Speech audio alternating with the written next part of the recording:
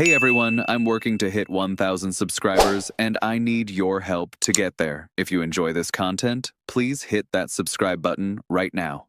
You know what nobody in Philadelphia wants to admit right now? Dave Dombrowski might have just destroyed this franchise's championship window with his contract extension strategy, and we're all sitting here pretending everything's fine. I'm not talking about one bad deal.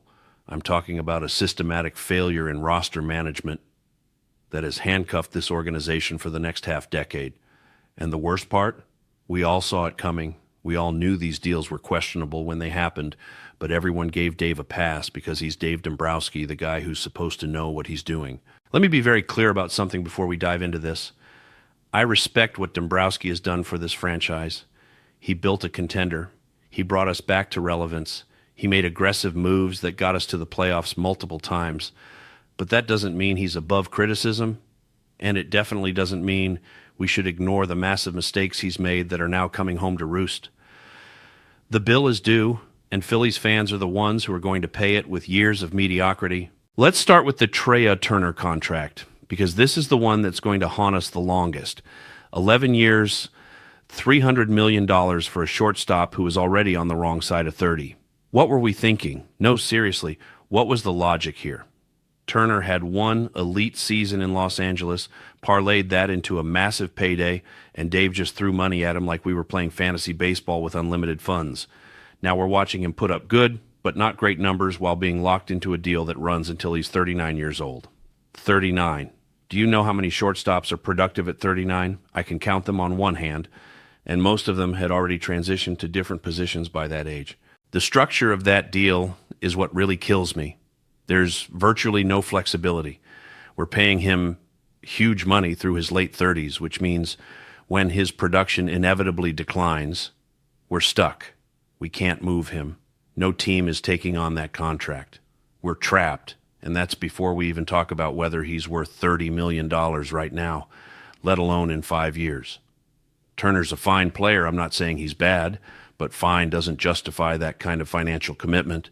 That contract needed to be 6 or 7 years maximum, and Dave gave him 11 because he panicked about losing another big free agent. Then there's the Nick Castellanos extension, which might actually be worse when you consider the value proposition.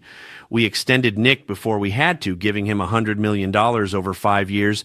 And for what? So he could hit 25 home runs while playing defense that actively hurts us. Castellanos is a designated hitter playing right field, and we're paying him like he's a complete player.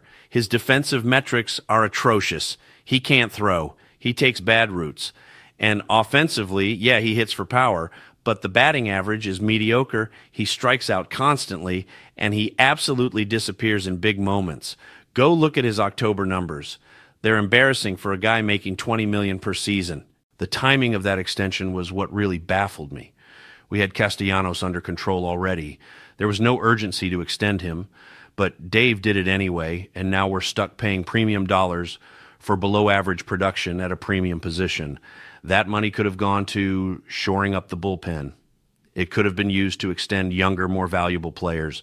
Instead, it's locked up in a 32-year-old corner outfielder who provides no defensive value and inconsistent offensive production. But here's where it gets really frustrating. Look at who we didn't extend. Look at the guys we let walk or didn't prioritize. We let JT Realmuto get to free agency before finally bringing him back on a deal that was already expensive for a catcher entering his 30s. We didn't extend Aaron Nola until the absolute last second, letting him test free agency and drive up his price.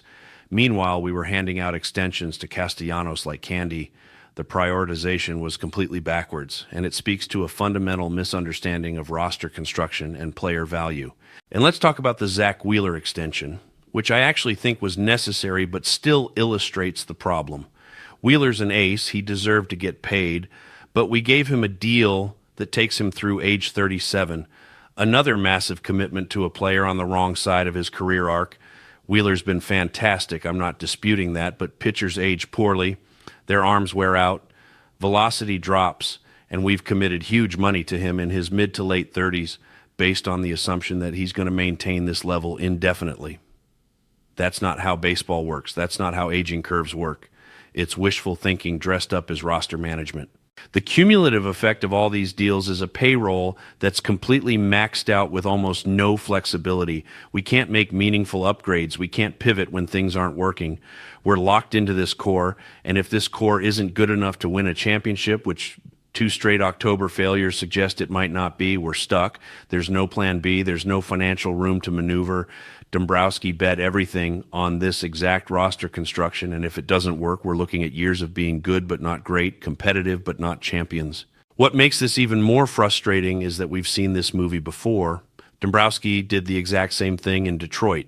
He mortgaged the future, handed out massive contracts to aging players, built a team that was good for a few years but never won the World Series, and then left the franchise in ruins when those contracts went bad. The Tigers spent years in the wilderness because of the financial mess Dombrowski left behind. And now he's doing the exact same thing in Philadelphia, and everyone's acting shocked that it's not working out. The farm system is another casualty of Dave's strategy. He's traded away prospect after prospect to make win-now moves, and I get it, that's his philosophy. But at some point you need to replenish. You need young, cheap talent to supplement your expensive core. We have nothing. Our farm system is ranked in the bottom third of baseball. We have no impact prospects coming. So when these expensive veterans start declining, which they inevitably will, we have no reinforcements. We have no cost-controlled young players to help absorb the financial burden. We're all in with no safety net. Here's what really gets me about Dombrowski's approach. He acts like we're the Dodgers with unlimited resources, but we're not. John Middleton is willing to spend, absolutely, but there are limits. There's a luxury tax. There are financial realities. And Dave has managed this roster like those constraints don't exist. He's handed out extensions with complete disregard for long-term flexibility, and now we're feeling the consequences. We can't sign impact free agents. We can't take on salary and trades. We're stuck. The Kyle Schwarber contract is another example of questionable decision-making. 4 years, $79 million for a guy who can only DH and play left field poorly. Schwarber's been solid. I'm not saying he's terrible, but that's a lot of money for a one-dimensional player who hits 40 home runs but bats .220 with a 35% strikeout rate. That contract made sense if you thought Schwarber was going to be a middle-of-the-order run producer, but he's been feast or famine, and the famine stretches in October have been catastrophic. What all of these extensions have in common is that they prioritize short-term competitiveness over long-term sustainability. Dombrowski looked at this roster and decided that if we just run it back with minimal changes, eventually we'll break through and win. But that's not a strategy, that's hope. And hope isn't a plan. A real general manager would have recognized that some of these deals were going to age poorly and built in flexibility. A real general manager would have prioritized younger players with longer windows. A real general manager would have balanced present competitiveness with future viability. Instead, we're stuck with a roster full of players in their 30s making huge money with unmovable contracts. And when this core fails to win a championship, which is looking more likely with each passing October, we're going to be left with nothing. No prospects, no financial flexibility, no path forward, except to wait for these contracts to expire and start over. That's the Dave Dombrowski legacy everyone's too afraid to talk about. He mortgaged our future for a present that hasn't delivered, and now we're all going to pay the price for his mistakes.